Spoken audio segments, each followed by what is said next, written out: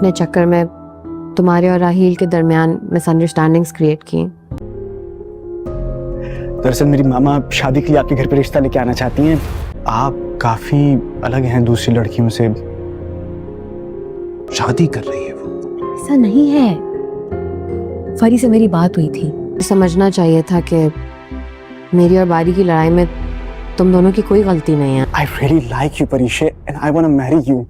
मिनाल बहुत अच्छे तरीके से जानती हैं कि अनाया कभी भी सुधरने वाली नहीं है और कल को अगर मिनाल ने राहील से शादी कर ली तो कल को वो इसके रिश्ते में काफी ज्यादा मुश्किलात पैदा करेगी। इसलिए मिनाल इस शादी से इनकार कर देगी, लेकिन अनाया भी पीछे हटने वाली नहीं है। वो मिनाल के घर आ जाएगी और इससे माफिया मांग कर बोलेगी कि वो अब सुधर चुकी है, वो राहील से शादी कर ले। वहाँ पर बारी का दोस्त भी अब रिश्ता लेकर प्रिशे के घर पहुंच चुका है, लेकिन इससे पहले कि वो प्रिशे से रिश्ते की बात करे, प्रिशे से साफ साफ इनकार कर देगी।